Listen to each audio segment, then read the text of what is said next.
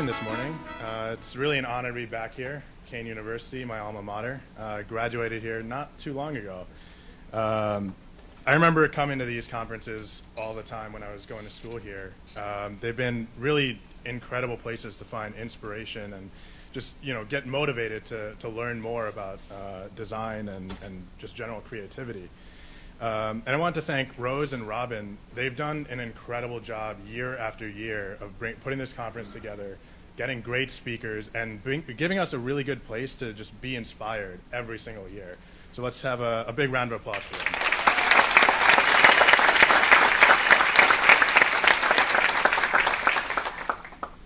This is Building Obama, the role of design and development in electing a president. Before I continue, I should say that you'll probably want to put political affiliations aside to really see the value of the data that I'm presenting. And in return, I'll try to keep Romney jokes to a minimum. No promises. I'm Manik Rathee. I'm a designer, developer, and user experience engineer, and I graduated from the Robert Bush School of Design in 2011. I'm online in a lot of places. You can find me with the same handle pretty much everywhere. I just moved to sunny San Francisco to join a startup, actually just after leaving the campaign, and we're building some pretty exciting stuff in the media industry. If you want to learn more or beta test for some cool software, you can head to the website at fluentsap.com. I spent all last year in Chicago working with some incredibly talented people to re-elect President Barack Obama. And we won.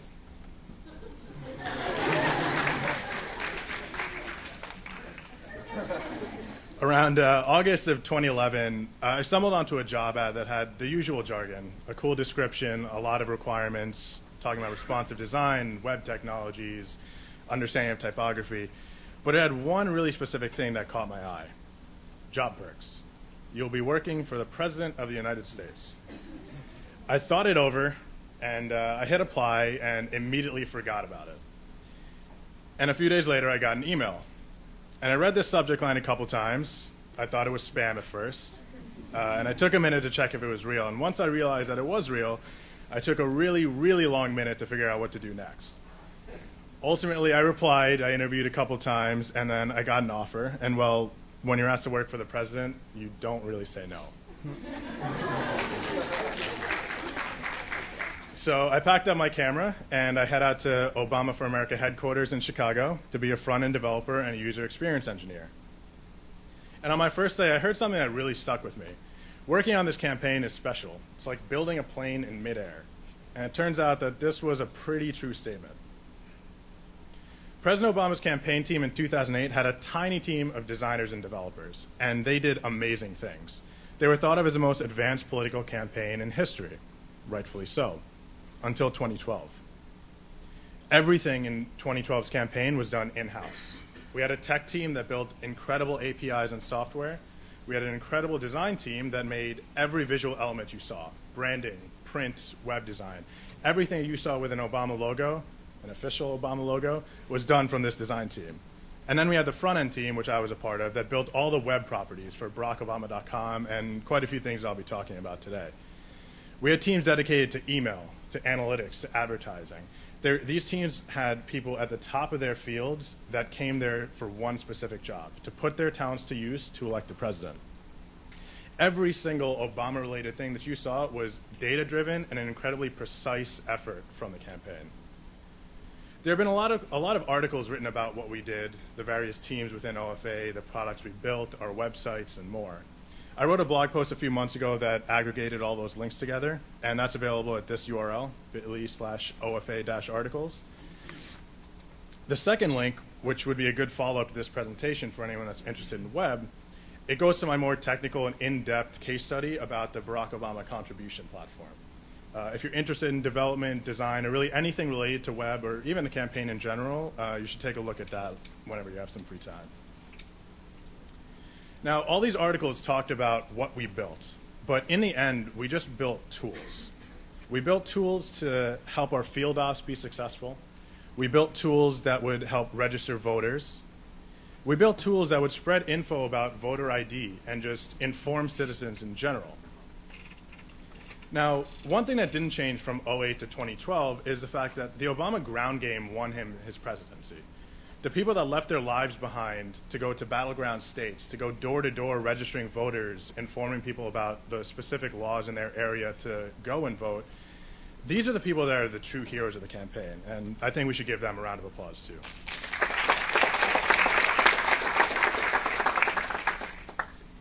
We were constantly building new things and improving tools that had already existed.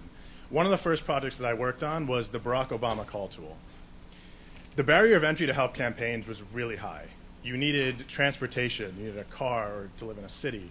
You needed there to be a field office near you. You needed the time to be able to devote to going there, learning their systems. And they needed money to be able to hire people, set up systems, to be able to do everything that field offices do. The call tool was a game-changing product. You could sign up and in seconds be calling anywhere in the country to help elect a president. All you needed was a computer, a phone, and 1 or 2 minutes to make a call. That's it. This is the original version of the call tool. It worked really well. It let you log on, it let you make calls, but it left a lot of room for improvement. So that's what we did. We improved it. We took to wireframes to see every aspect of the tool with fresh eyes. We looked at the navigations. We looked at information hierarchy, submenus, edge cases, since we had such a wide array of visitors coming to the site. We had to make sure it worked in every browser. We had to make sure it worked on your mobile phones. It had to work on pretty much everything that existed right now.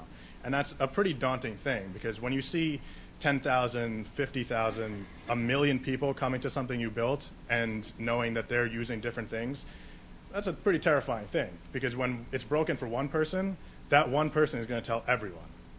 And ultimately, if they tell someone that your tool doesn't work, those people won't use it. And that's a really dangerous thing. We focus, obviously, on design with the fantastic team we had in-house, and we focus on the general user experience of the tool. We want to make sure it was easy to use. We want to make sure it had the features that people would need without them thinking about it. They should just be able to log on and use it without having to learn anything. And after a few iterations, we got a great new version of the tool. This was designed by Taylor LaCroix and several other people that were involved. It was easier to use, it was faster, and it had way more features than the original version. My favorite part about the call tool was that it was responsive. This was a huge step forward for the call tool and for a lot of the other tools that we built. Being responsive meant that it would work on any device and provide a good experience on any device.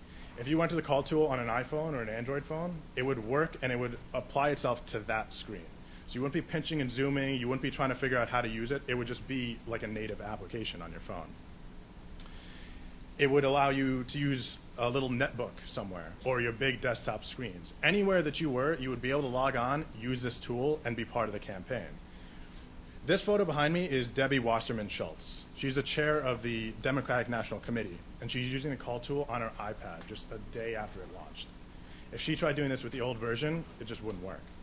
This is why responsive was such a big part of our technique and our arsenal when we were working at the campaign. It gave us enormous gains for usage of the app. This graph behind me shows the bounce rate of the app. A bounce rate is a really specific occurrence when someone goes to a site and leaves without taking any meaningful actions. That could be something as simple as clicking an item on the page or using the tool in this case. I'll give you one guess about when the new call tool launched. It definitely was that little dip right there in April. The bounce rate went from 60% down to 12%. That means that many more people were using it just from a basic design and user experience overall. Page views doubled per visitor. That little line that's going up, that's views per user. It went from 2 to 4.5 and sometimes to 5. And this is an average of millions of people. So this means millions of people stayed on the page longer, used the tool, and actually explored what the tool had to offer.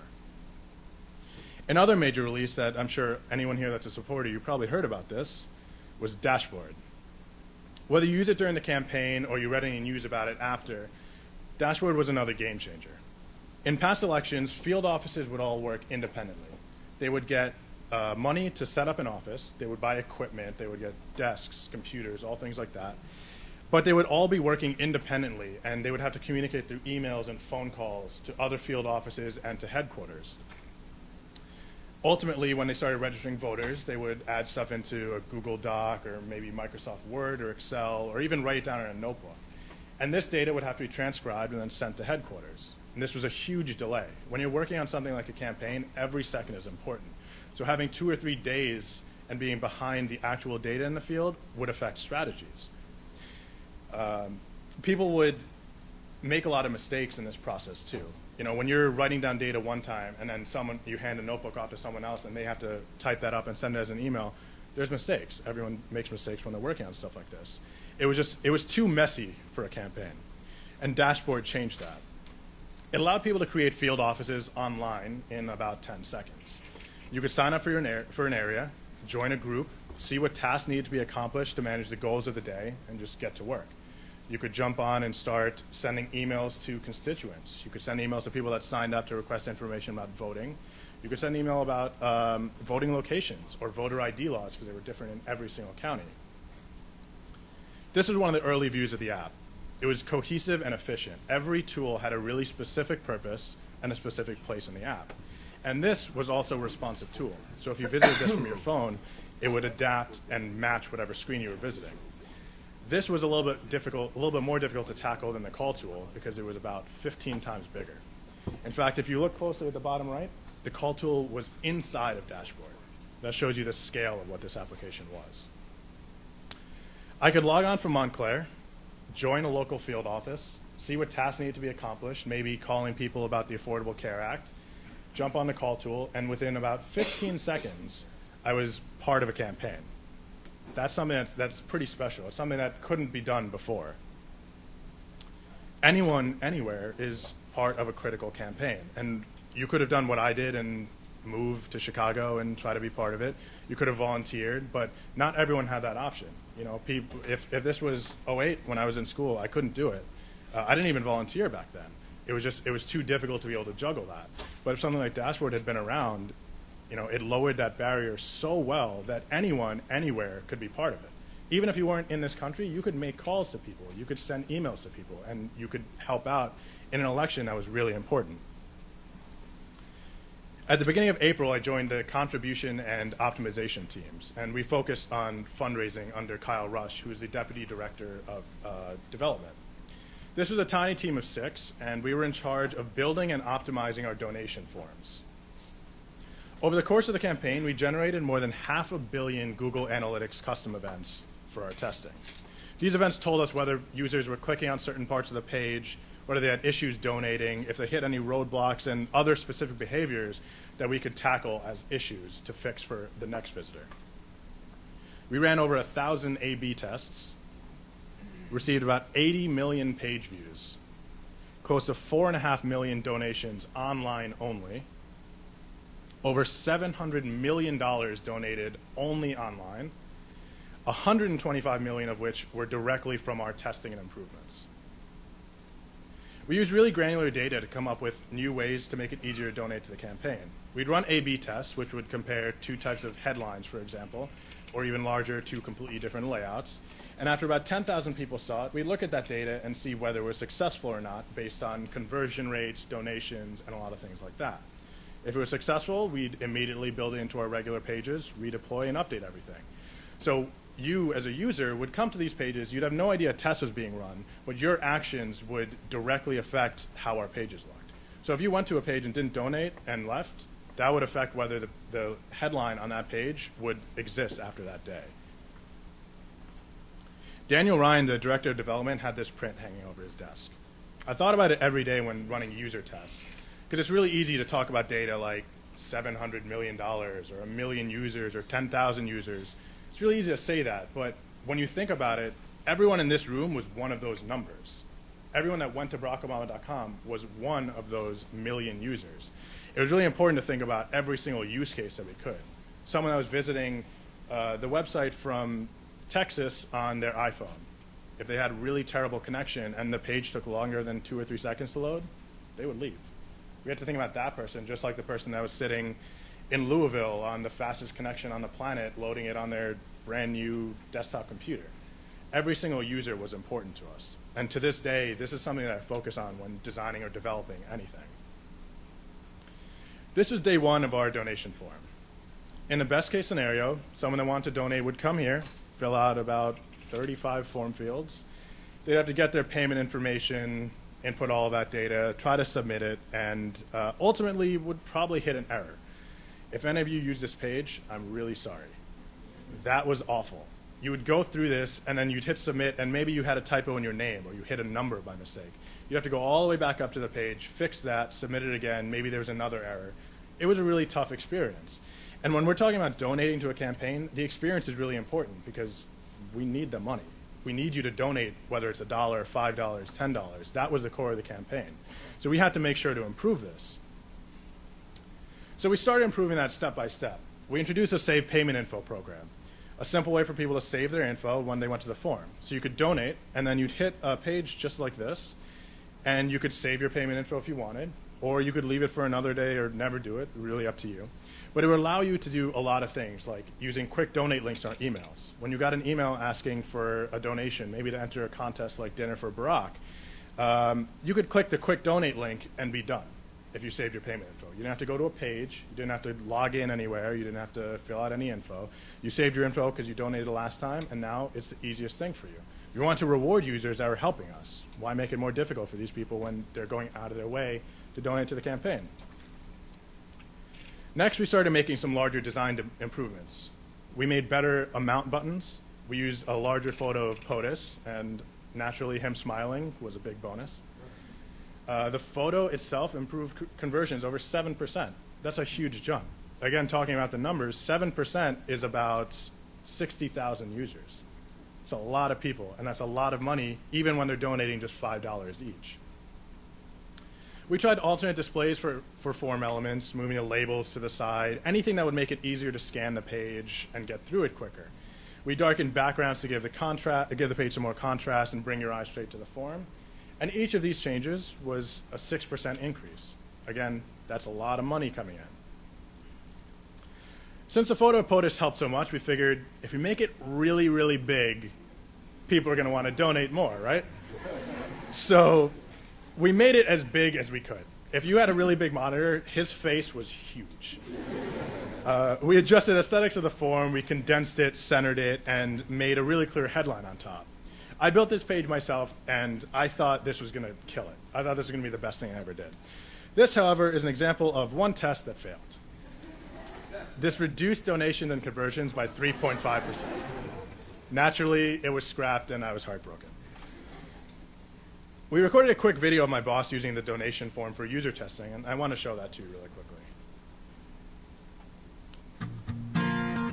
First of all, I think everybody should know that I really care about this campaign, and I believe in what our administration's doing, and I want to make sure that folks know that I'm not just talking the talk, I'm walking the walk. Let's see, address. We depend on $5, $10, $25 donations. We don't get some of the massive checks that the other side does, but we have this incredible grassroots network, and for me to be able to participate the way a whole bunch of folks out there are participating, many of whom are sending that small check every month, and it's tough given how tight things are right now for a lot of people. I have cleared this with Michelle. I want everybody to know. This is just one more way of me expressing how much I appreciate everything that they're doing, and I want them to know how committed I am to making sure that we're able to achieve the kind of vision we have for America that we've talked about. This is all pretty convenient. This is going to be a competitive race. So the way we win is because we have a lot more supporters who are passionate and care about the vision that we put forward for the country. Employer, United States of America, and my occupation is president. Right now is when we've got to start making plans for what we're going to be doing in September and October. And a lot of times money that comes in the last week or two of the campaign, when people are really paying attention and enthusiastic, sometimes that money comes a little bit too late. If you can, now's the time to do it. And the earlier you do it, the better off it is.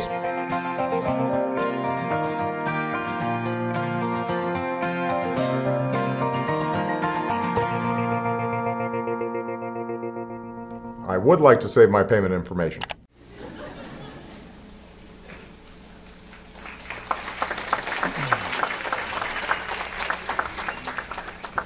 In April of 2012, Teddy Goff, the digital director of the campaign, called a meeting with design, development, and team leads from other various teams in the campaign, like email and analytics. And he said this: "We're being outspent 4-1. If we don't make up the gap, we will lose this election." This is probably one of the most terrifying things I've heard in my life. We always knew the election would be close. We knew we had a lot of hard work to do, but having the team lead for us tell us that the stuff we've been doing isn't good enough, and if we don't fix it, we lose an election, that's pretty scary. So we were facing a pretty difficult challenge. We had made steady improvements, but raising the little bit more that we were from each test wasn't enough. We had to take more risks, and we had to make larger changes every time we did a test. Just changing a headline now wouldn't be enough. We had to stop assuming we were on the right track, and we had to start questioning every single thing that existed on those pages, every single thing that existed from when you got an email or you saw an ad all the way to when you hit submit on that donate form. Kyle Rush, the Deputy Director of Development, and I were talking about big changes about the donation platform. We were throwing around some ideas of trying to figure out how we could make this better, how we could make it easier and maybe even fun to donate. He had the idea that if we break up that excruciatingly long form, it'll make it easier to fill out. So we did. Ryan Roach designed this incredible form, and I built it. We worked for hours, weeks, days together, testing it, redesigning it, rebuilding it, and then testing it again. You start with the amount, the easiest step. You'd pick a button, and the form would slide to the next step. The section was designed to be incredibly simple and easy to use. It was designed to make you want to click the button to see what happens next. If you saw that long donate form and you just see this now, well, where's everything else? The next set was just fields about you. The same fields you saw in that really long form, but broken down into smaller sections. If you donated before, because of our Save Payment program, your info would be filled out here already. All you'd have to do is double check it. Bonus, if you made a mistake, you wouldn't have to fill out 15 more form fields before knowing it. Right when you hit next, it would tell you where your mistake was and what the mistake was. It eliminated all the frustration of donating. Next, you guessed it, payment method, pretty important. And last, this was required by federal regulations. No matter how many times I tried to hide it, we had to put it back. Employment info. There was a lot of complex logic going on behind the scenes. The page would know if you were logged in, obviously. It would know if you donated before. It would know if you were logged in and donated before. If you were logged in, donated before, saved your payment info, and about 15 other use cases. It knew all of them and every variation of them. And once it detected which one of those you fell into, it would update this page.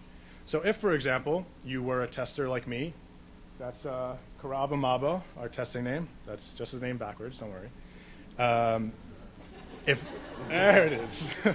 If we logged in and had saved payment info, the form would update to 2 steps. You would pick an amount, and then you'd see this. And if you donated more than one time or 2 times, you would just jump through this really quickly. You'd pick an amount, you'd hit submit, and you're done. When available, this info would hide form fields, it would fill them in automatically, it would do everything to make it the quickest and easiest experience for the user. This was the final version of the donation page. We tested everything, the background image, the transitions between form fields, the header, whether it said donate today or donate now, having these, what we call the breadcrumbs at the top that showed the steps, what step you were on, also proved as navigation to jump back and forth through steps.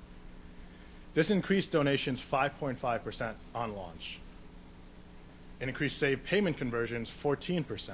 And the best part was that it reduced server errors by 70%.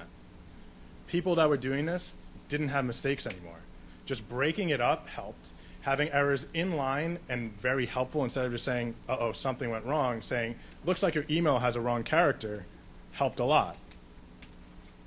The form was the most successful version of our donation page by far. And within a few weeks of launching, it replaced every donation page that existed online.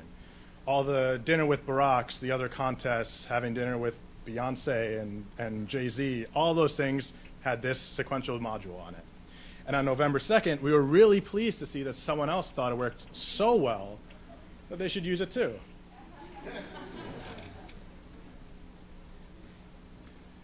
Election day. We had this counter right when we entered in HQ. At one time, it read 300 days, dropped down to 280. Never really felt like it would get to 0, but sure enough, it got there. Most of us were working to maintain the high level of all of our web properties. We were making sure that if there were any issues for people, we would be on top of it immediately to fix it. The day had a lot of record-breaking moments. At 2 p.m., we broke about 30,000 real-time visits on BarackObama.com. This means 30,000 people were on BarackObama.com at one time, and the number was climbing every second. Donations were coming in at a staggering pace. I took this photo while sitting at my desk. I had the map up on one screen. I had a projector behind it that had a live feed of NBC, CNN, everything else. And on my computer, which is conveniently hidden from this photo, was me deploying changes to our donation page because we found out there was one error for one person somewhere, and we could fix it. All of our products were in the green. Everything stayed online despite strain like the 30,000 real-time visits. Everything was on the track we built, but we just had to make sure that it stayed that way, all while watching news come in, being just as nervous as everyone else. There was a remarkable calmness about the day, though. We were nervous seeing results come in because you don't really want to be cocky about it. It's an election. We were prepared. We had worked ourselves to the bone for the last year to make sure that this day went properly. The next morning was good. It was really good. It was really, really good.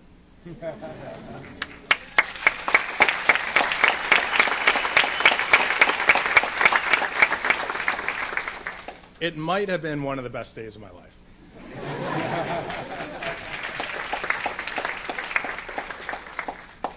We did it.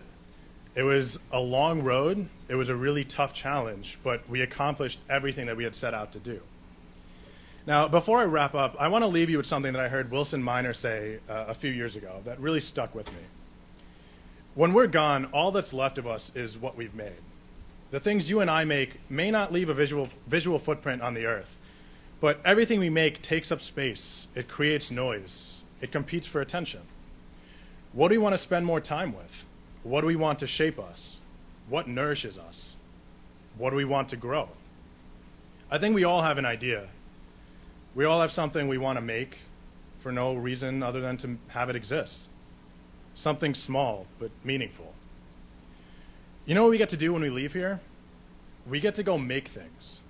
Things that nudge the world a little bit in what we think is the right direction. We get to put a dent in the universe.